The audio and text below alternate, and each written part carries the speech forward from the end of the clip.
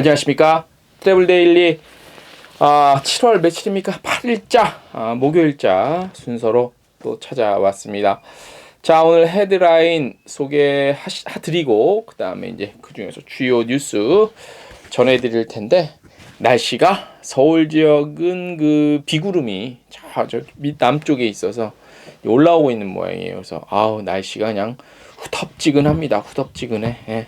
그래도 뭐 후덥지근하고 되는 일도 사실 없고, 다시 델타 바이러스 때문에 짜증이 나고 우울하지만, 이왕 델타 바이러스가 지금 이제 퍼졌잖아요. 빨리 정점 찍고, 그리고 정점을 찍으러 가는 과정도 예전보다 빨라질 것 같고, 대처법도 우리가 이제 경험을 했기 때문에 이제 대처법도 알고, 그죠?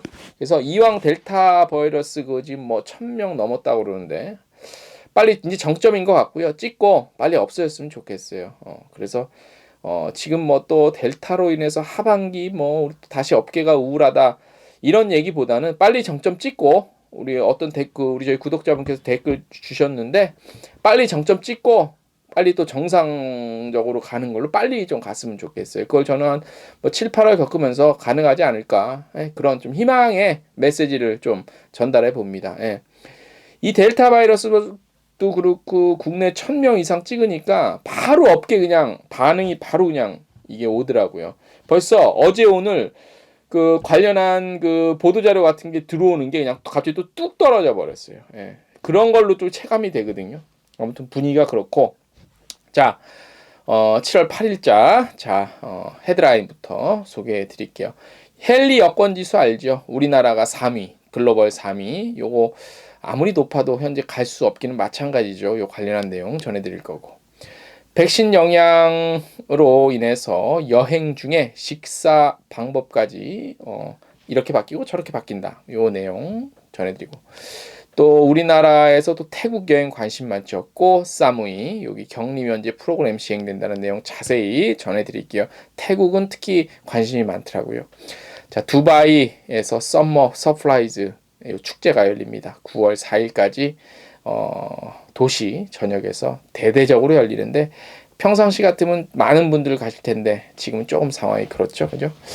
에어아시아가 고잭이라는 온라인 관련 그 매체 OTA, 일종의 OTA 요거를 인수했다는 소식. 서울관광재단이 마이스 업계 활성화를 위한 기획전 행사 연다는 소식과 제주항공이 성수기의 국내와 국제선 프로모션 내용 전해드리겠습니다. 7월 8일자 목요일자 순서 시작하겠습니다. 네. 자, 오늘 헤드라인, 메인 첫 뉴스 뭐냐면, 헨리 여권 지수예요. 여기에 나왔는데, 이제 분기별로 나와요. 분기별로 나오고, 아시다시피 아마 많은 분들, 그러니까 여권 파워가 우리나라가 전 세계 3위, 요거 아시죠? 1위가, 일본, 2위가 싱가포르, 3위가 우리나라와 독일이 공동 3위인데, 일본이 193개국, 여권 갖고 갈 수 있는 제일 많아요. 그 다음에 싱가포르가 192개국, 우리가 191인가? 173인가? 요거 표 지금, 표 보시면 나와 있죠. 근데 요 표에는 왜 지금 한국이 빠지는지 모르겠어. 아무튼, 발표 자료에 따르면 1월에서 3월 사이 국제 이동성은 전염병 이전 수준의 12% 회복가는데 그쳤대요. 12%밖에 회복을 못했대요. 그래서 좀 아직까지는 회복세는 발견할 수 없고, 도쿄올림픽이 앞으로 좀 다가왔죠. 그래서 일본이 준비상 사태임에도 불구하고 아이아따의 독점 데이터를 기반으로 한 헨리 여권 지수에서 이론적으로 무비자, 도착비자 점수 193점으로 1위를 지켰답니다. 점수가 193점이구나. 상위 10위권에서 유럽 여권의 우세가 뛰어나대요. 그런데 이제 한국과 싱가포르, 일본, 요 아시아 3개 국가의 우세는 이제는 어떤 새로운 스탠다드, 표준이 됐대요. 자, 싱가포르는 무비자, 도착비자 점수 192점으로 2위를 유지했고, 한국은 191점을 얻어 독일과 함께 3위를 차지했어요. 최고 점수를 받은 국가의 여권 소지자가 현재 실제 이용 가능한 여행 접근성을 살펴보면 상황은 완전히 달라지죠. 무슨 얘기냐면, 여권 파워 지수가 아무리 높아도 실제로 여행을 갈 수 있는 나라는 별로 몇 개 안 된다는 거야. 예. 그래서 저희가 제목을 그렇게 뽑았고요. 일본 여권 소지자가 접근 가능한 목적지는 80개 미만이래요. 이는 71위인 사우디아라비아 여권을 가진 것과 동일한 수준이래. 예. 싱가포르 여권 소지자는 75개 미만의 목적지밖에 못 간대요. 요거는 74위인 카자흐스탄 여권과 동일한 수준이래요. 그러니까 여권 파워 지금은 아무 의미 없다는 얘기야. 근데 의미 없는데 헨리 여권 지수는 왜 보고서를 내야지? 이것도 보고서를 작성하는 사람들이 연구원들이니까 월급을 달라면 내야 되나 봐요. 그죠? 이거 하나만한 얘기 아니야. 근데 하나만한 연구조사인데 이 하나만한 연구조사를 발표한 것도 좀 그렇고 이 하나만한 얘기를 전하는 저희들도 좀 당황스럽긴 한데 아무튼 예. 자, 코로나19 백신이 성공적으로 출시된 국가에서도 전망이 우울하대요. 영국과 미국은 2014년에 여권 파워에서 공동 1위를 차지했었대네요. 근데 이후에 꾸준히 하락세를 보이고 현재는 공동 7위. 예. 이론적으로 영국과 미국 여권 소지자는 전 세계 187개 목적지 접근할 수 있대요. 근데 솔직히 200개 국가를 여권만 갖고 가면 뭐예요? 사람이 살아생전에 가는 국가가 몇 개나 된다고, 그죠? 예. 이런 거 다 필요 없어, 솔직히, 그죠? 한국이 뭐 100몇 개국을 엄청나게 많은 국가를 여권만 갖고 비자 없이 갈 수 있다고 하는데, 솔직한 말로 한국 사람이 제일 많이 가는 중국 같은 경우는 어때요? 중국은 갈 때마다 비자 받아야 되잖아요, 그죠? 그러니까 헨리 여권 지수가 그렇게 의미가 있나 싶어, 사실, 그죠? 예. 그러나 현재 여행금지 상황에서 영국 여권 소지자는 여행 자유도가 70% 이상 급락해서 현재 전 세계적으로 60개 미만의 목적지만 접근할 수 있대요. 예. 그럼 여러 얘기 나와 있고, 요 보고서, 영문으로 된 보고서가 궁금하신 분들은 저희 traveldaily.co.kr 여기 메인 뉴스 기사 마지막 부분에 보면 저희가 전문 들어갈 수 있는 그 URL 적어놨으니까 관심 있으신 분들은 가서 한번 보세요. 지금 상황에서는 그렇게 의미 있는 것 같지는 않습니다. 예. 자, 두 번째 소식입니다. 사실 요 소식이 메인 뉴스가 돼야 되는데 요거는 제가 촬영을 하고 편집을 해보고 바꿀 수 있으면 바꿀게요. 예. 코로나19 금기시된 먹고 즐기는 여행 욕구가 다시 떠오르고 있대네요. 유명 맛집을 찾지도 못하고 배달 음식이나 직접 해 먹는 간소한 여행 식사에서 벗어나려는 움직임이 뚜렷하게 보인다고 합니다. 이런 관련한 조사를 여행 리서치 전문기관이죠. 컨슈머 인사이트에서 조사를 했습니다. 자, 먼저 어떻게 좀 내용이 나타나고 있냐면 음식점에서 식사를 하는 거를 좀 선호한 것으로 도가 급상승하고 있다는 걸로 보여요. 당연하겠죠. 소비자들에게 배달, 포장 음식 등 6가지 식사 방법을 제시하고 여행 시 해당 식사 방법에 대해서 더 하게 될지 아니면 덜 하게 될지를 물었더니 지난 5월까지 선호도가 높은 식사 방식은 배달, 포장 음식이었는데 가장 낮은 거는 이제 길거리 음식점에서 식사 이렇게 됐었대요. 근데 이제 요게 6월 첫째와 둘째 주 들어서 변화가 확 바뀌었대요. 이게 지금 이제 그때 좋아졌잖아. 근데 요게 지금 하루 이틀 7월 초 지금 요때 다시 늘어나서 어떻게 될지 모르겠는데 아무튼 그때 조사를 바탕으로 하면은 6월 첫째 주 둘째 주에 들어서면서 음식점에서 식사하는 게 18% 포인트 증가해서 2위로 증가했고 길거리 음식도 12% 포인트 급증했대요. 반면에 여행 시 식사 방법 선호도 1위에서 3위였던 배달 포장 음식, 즉석 요리 그런 것들은 크게 하락했대요. 그러니까 여행 중에 식도락도 식당 가서 먹는 게 좀 그러니까 한국은 한국에서 야시장이나 그다음에 푸드트럭 이런 게 생각보다 좀 저조한 이유가 있어요. 푸드트럭이 근데 이건 푸드트럭 하시는 분들 좀 알아야 돼. 푸드트럭이 상대적으로 가성비가 그렇게 좋지는 않아요. 비싼 편이야. 그죠?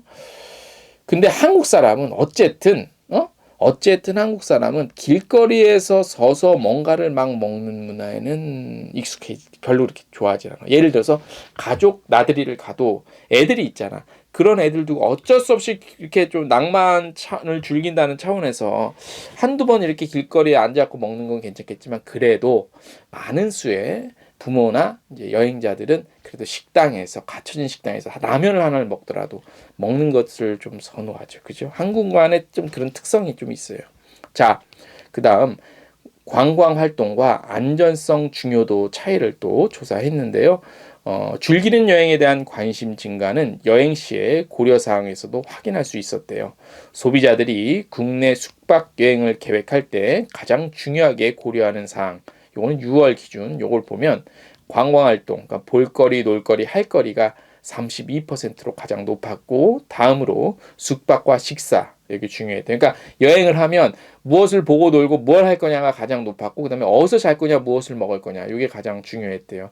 연초와 비교하면 관광 활동에 대한 관심이 6%포인트 정도 늘어났고 안전에 대한 관심은 8%포인트 하락했대요. 그러니까 코로나 관련한 안전 불감증이 조금 늘어났다는 얘기겠죠. 예.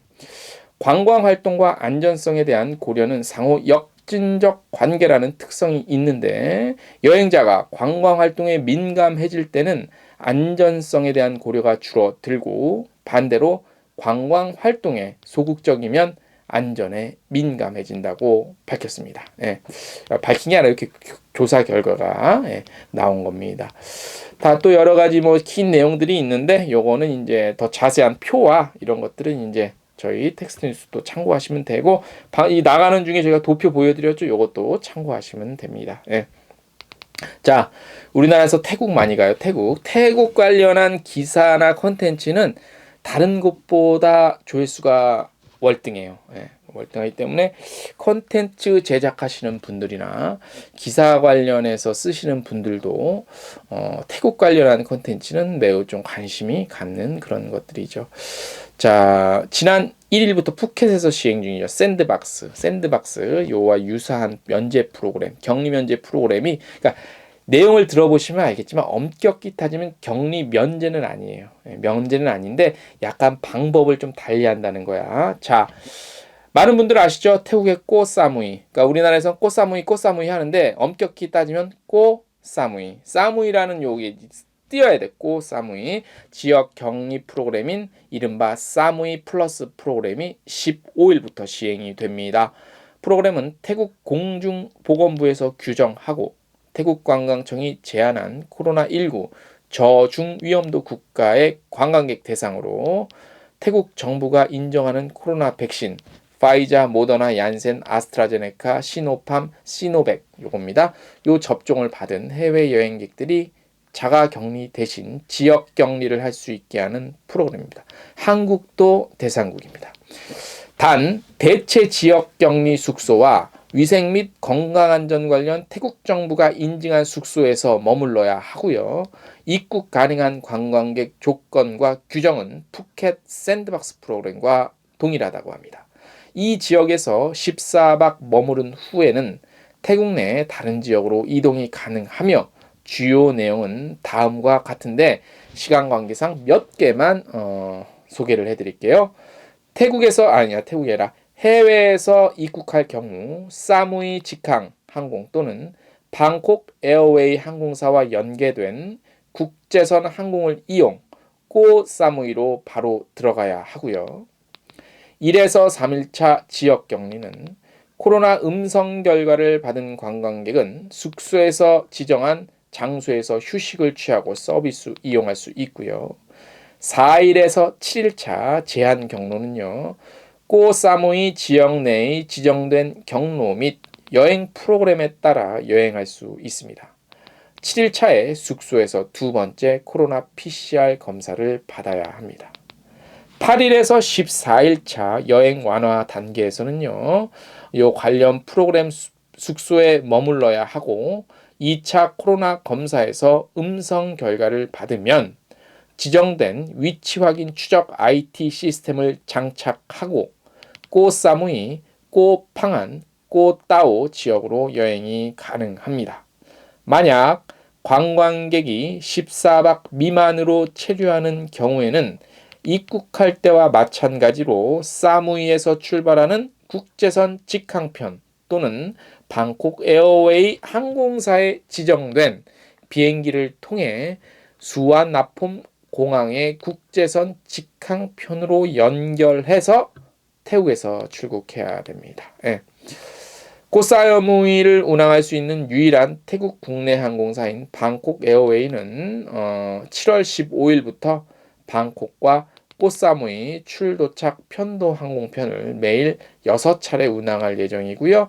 정확한 운항 정보는 방콕 에어웨이 홈페이지에서 확인할 수 있습니다. 그리고 요 관련해서 프로그램, 요 타이 항공 있죠. 타이 항공도 아실 거예요. 타이 항공은 요 사무이 플러스 프로그램을 위해서 주 2회, 잘 들으세요. 주 2회 인천 방콕 왕복 항공편과 방콕 에어웨이가 지정한 항공편을 연계한 항공권 판매를 8월부터 시작을 합니다. 한국 시장에서. 요거 우리 관계자분들 참고하시고요.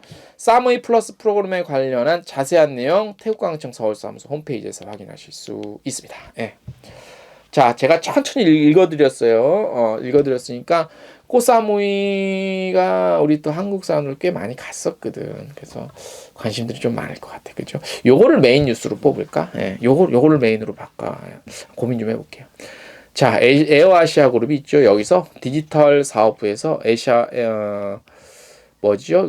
동남아시아의 선도적 모바일 주문형 서비스 및 결제 플랫폼 유니콘 기업인 고잭의 타국 사업을 인수했대요. 예. 2020년 10월에 출시한 에어아시아 슈퍼앱. 요거 슈퍼앱은 이제 여행, 쇼핑, 푸드, 헬스 및 핀테크 서비스를 제공한다는데 여기 아세안 확장을 촉진하는 동시에 고잭의 베트남 및 싱가포르 사업에 대한 투자를 도울 것으로 예상이 된대요. 예.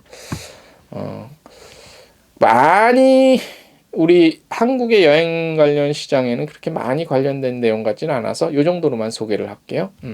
자, 서울관광재단이 서울시랑 그 서울의 그 마이스 업계 그를 좀 활성화하기 위해서 7일부터 14일까지 일주일 동안 CJ 온스타일에서 특별 기획전을 개최한대요.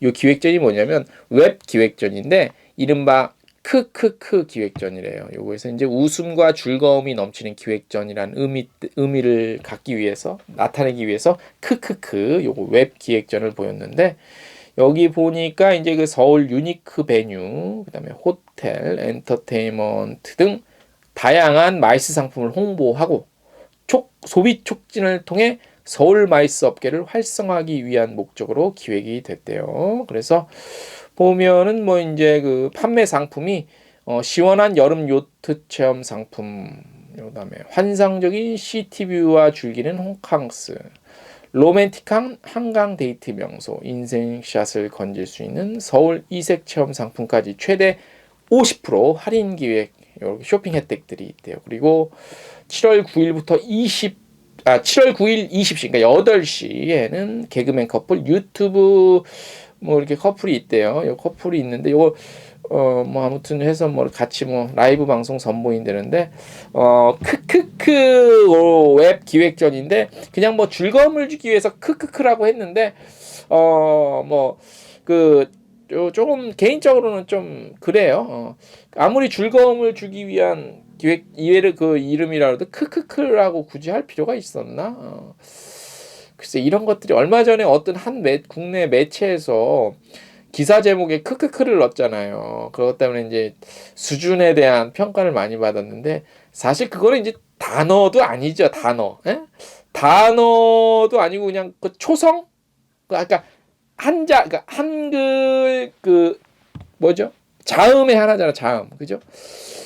이런 것들이 어떤 글쎄 모르겠어. 각자 생각의 차이는 있겠지만 크크크 기획전은 더군다나 그냥 무슨 일반 사기업에서 한 것이라면 뭐 그럴 수 있다고 보는데 서울시와 서울관광재단에서 국가 예산으로 움직이는 곳에서 기획전, 뭐 프로모션이 됐든 뭐가 됐든 그거를 하는데 그 이름을 크크크라고 한 거는 조금 담당자나 결재권자가 이거는 조금 미스를 했다는 저는 개인적으로 그런 생각이 들어요. 어떻게 생각할지 모르겠지만 예를 들어서 어떤 모 기업이 있잖아요. SSG, 쓱 그거를 따서 그렇게 한 거는 사기업의 뭐 아이디 근데 그런 거를 뭐 노렸는지 모르지만 글쎄요.